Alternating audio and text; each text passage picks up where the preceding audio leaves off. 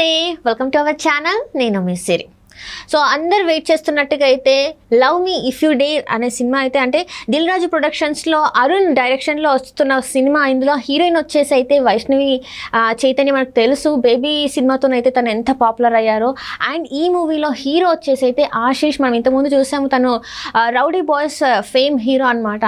So అసలు ఈ cinema ఎలా ఉంది ఏంటి అనేది మనకి వివరించడానికి మనతో పాటు ఉన్నారు. అంటే దాని మీద రివ్యూ ఇవ్వడానికి అంటే ఎలా ఉంది ఏంటి అసలు అందులో నెగిటివ్స్ ఏంటి పాజిటివ్స్ ఏంటి అనేది మనకి వివరించడానికి మనతో పాటు ఉన్నారు ప్రముఖ సినీ క్రిటిక్ యజ్ఞమూర్తి గారు. నమస్కారం సార్. నమస్తే సిరి. సార్ ఇప్పుడు చూస్తుంటే ఈ సినిమా అంటే చాలా అయితే హైప్ అయితే పెంచారు. మనం చూసాము దిల్ రాజు గారు కూడా పాట పాడడం జరిగింది ఈ సినిమా అప్పుడు మనం చూస్తుంటే వైష్ణవితో కలిసి కూడా స్టేజ్ పైన. సో అసలు ఈ సినిమా ఎట్లా ఉంది love me if you dare అనేది? దాంట్లో ఉంది అంటే ప్రేమించడానికి ధైర్యం కావాలా. ఓకే.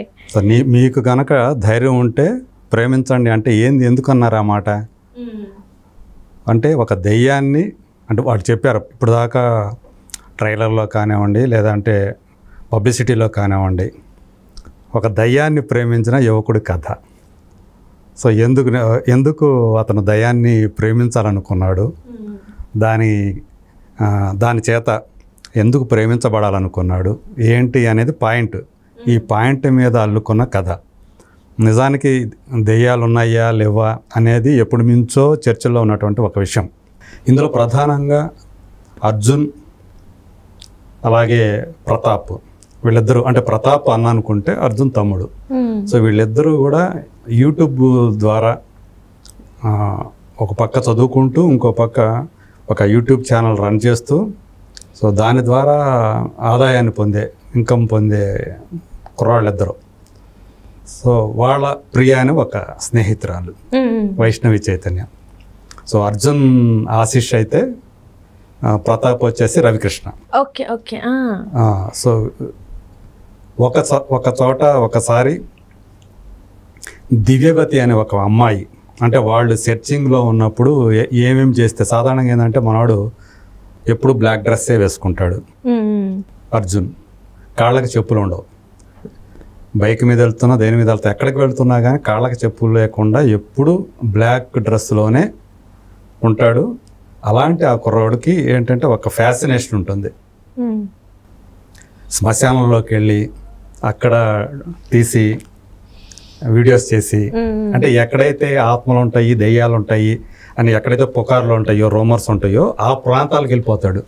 వెళ్ళిపోయి అక్కడి నుంచి ధైర్యంగా సాహసంగా వీడియోలు చేసి అవి అప్లోడ్ చేసి అలా క్రేజ్ సంపాదించుకుంటాడు అనమాట. అలాంటి టైంలో ఎక్కడెక్కడ సెర్చ్ చేసేటప్పుడు ఒక ఊళ్ళో కలవంచ అనే ఆ ప్రాంతంలో రామచంద్రాపురం ఒక ఊళ్ళు ఉంటాయి. ఆ రామచంద్రాపురం అనే ఒక ఊళ్ళో దివ్యవతి అనే ఒక అమ్మాయి ఆ అపార్ట్మెంట్లో పడబడిపోయిన అపార్ట్మెంట్లో ఎవరు వచ్చినా తన దగ్గరికి తన కోసం ఎవరైనా సెర్చింగ్కి వస్తే వాళ్ళని చంపేస్తుంటుంది దయ్యమై అని ఒక రూమర్ స్ప్రెడ్ అయి ఉంటుంది.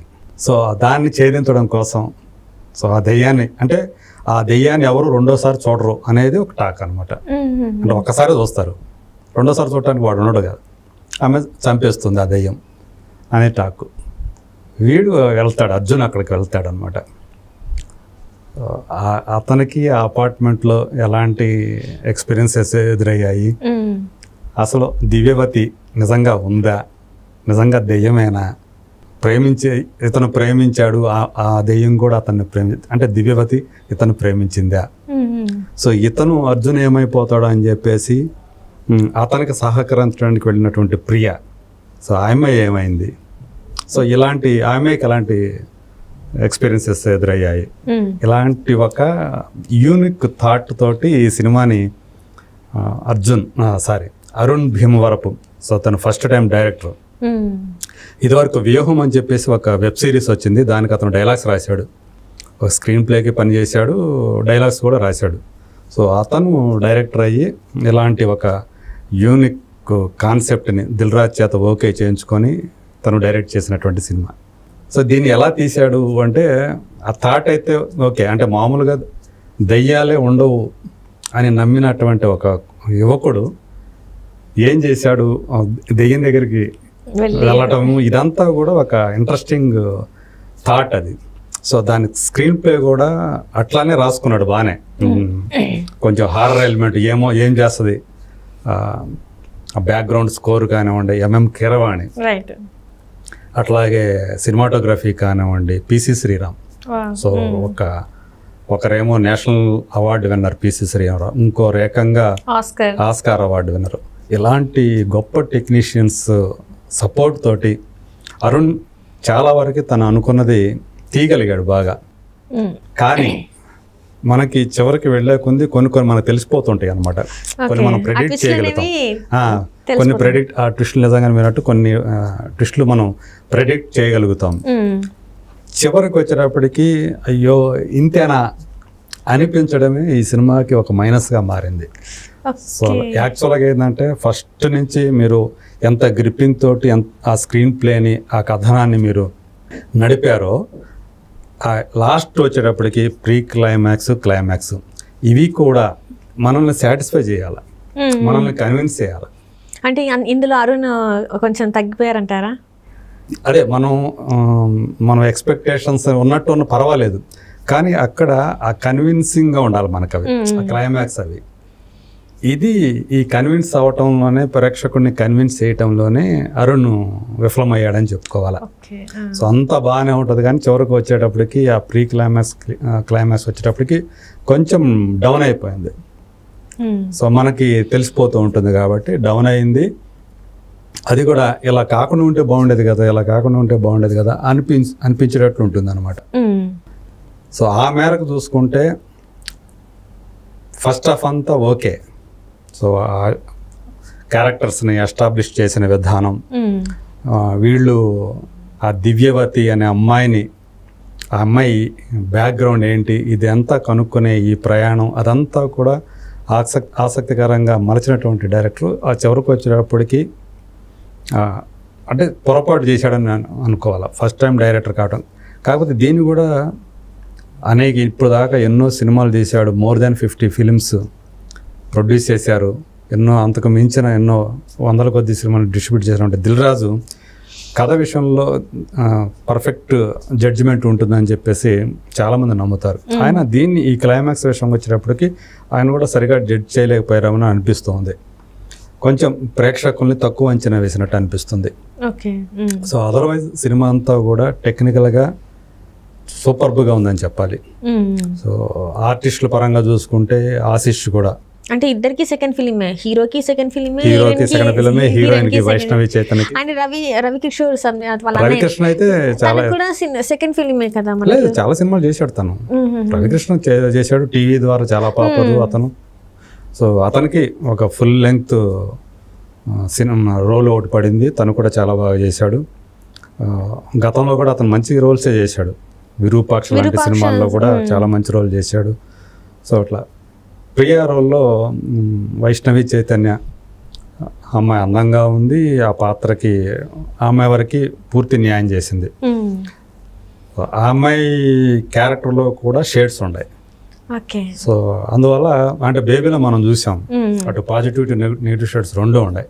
ఇందులో మనం నెగిటివ్ షేడ్ అనలేం, కానీ కొంచెం గ్రే ఉంది, ఒక చిన్న గ్రే షేడ్ ఉంది. సో ఆ అమ్మాయి చాలా బాగా దాన్ని చాలా కన్విన్సింగ్గా క్యారెక్టర్ని పోషించింది. ఫస్ట్ ఫిలింతో పోల్చుకుంటే ఆశిష్ ఈ సెకండ్ ఫిలింకి చాలా పరిణతి చెందాడు పర్ఫార్మెన్స్లో అని చెప్పుకోవాలి.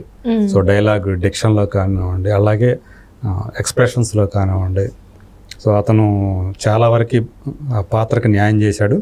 రవికృష్ణ తను చాలా ఈజ్ ఉంది, అతని నటనలో ఈజ్ ఉంటుంది.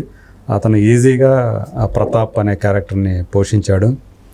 సో మనకి అంటే దివ్యవతి అనే ఒక క్యారెక్టర్ ఏదైతే ఉంటుందో దాన్ని మనకు ఫేస్ చూపించరు, తర్వాత ఎప్పుడో చూపిస్తారు ఈ దివ్యవతి అని చెప్పేసి ఒక ఫేస్ చూపిస్తారు. ఆ ఫేస్ మనకు ఫుల్ లెంగ్త్ ఉండదు అనమాట, త్రూఅవుట్ సినిమా లాగా అట్లా ఉండదు. బట్ అది కూడా లాస్ట్ క్లైమాక్స్ వచ్చేటప్పటికి అంటే ఎండింగ్లో ఆ ఫేస్ రివీల్ చేస్తారు. మామూలుగా మనకి రివీల్ చేసినప్పుడు అంటే మళ్ళీ ఇంకొక సెకండ్ పార్ట్ ఉంటుంది అన్నట్టుగా ముందే చెప్పారన్నమాట. Kill me if you love అని దానికి ట్యాగ్ పెట్టారు.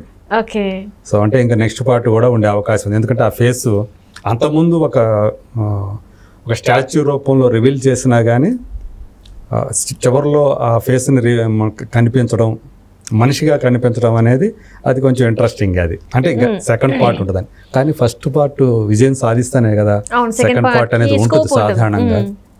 అది అయితే నాకైతే డౌట్ సెకండ్ పార్ట్ మళ్ళీ వస్తుందేమో అని అనుకుంటే. బట్ కానీ ఇలాంటి ఒక యూనిక్ కాన్సెప్ట్ని ఒక ఆలోచించడం, దాన్ని తీయటం ఈ విషయంలో మాత్రం డైరెక్టర్ని అభినందించి తీరాలి. అతనిలో స్టఫ్ అయితే ఉంది ఖచ్చితంగా. అతనుగా ఇంకాస్త ఆడియన్స్ని గనక పల్సు పట్టుకోవాలి, ఆడియన్స్ని గౌరవించాలి. సో అది గనక అతను ఆ కిటుకు తెలుసుకుంటే ఖచ్చితంగా ఒక పెద్ద డైరెక్టర్ అయ్యే లక్షణాలు మాత్రం అతనిలో ఉండయి అనిపించాయి. సో ఇంకా స్క్రీన్ ప్లే, రైటింగ్ సైడ్ కూడా బాగానే ఉంది, యాక్టర్స్ కూడా బాగా చేశారు. సో మిగతా అంటే ప్రధానంగా ఈ 3 పాత్రలే మనకు కనిపించాయి. మిగతా చిన్న చిన్న పాత్రలే, సమ్మట గాంధీ ఇట్లాంటి వాళ్ళు కనిపిస్తారు. వాళ్ళకి ఎక్కువ లేదు, స్కోప్ ఎక్కువ లేదు. టెక్నికల్ కింద నేను చెప్పినట్టు పిసి శ్రీరామ్, కీరవాణి, అలాగే ఎడిటింగ్ కూడా బాగానే ఉంది. సో ఆర్ట్ వర్క్ కూడా అంటే కొంతవరకు నేను అనుకోవటం సీజీ సహాయం చేసుకొని దాన్ని చేసినట్టు అనిపిస్తుంది. ఎందుకంటే మొత్తం చెట్లతోటి, మొక్కలతోటి ఇల్లంతా కూడా అంటే అపార్ట్మెంట్ మొత్తం అలా నిండిపోయి ఉంటుంది అనమాట. మర్చిపోయి రాజీవ్ కనకాల కూడా కనిపిస్తాడు ఇందులో. సో ఒక చిన్న అంటే పూర్తి స్థాయి పాత్ర అయితే ఒక చిన్న పాత్రలో అందరూ అలా తమ వరకు టెక్నీషియన్స్ మాత్రం సూపర్బ్గా చేశారని చెప్పాలి.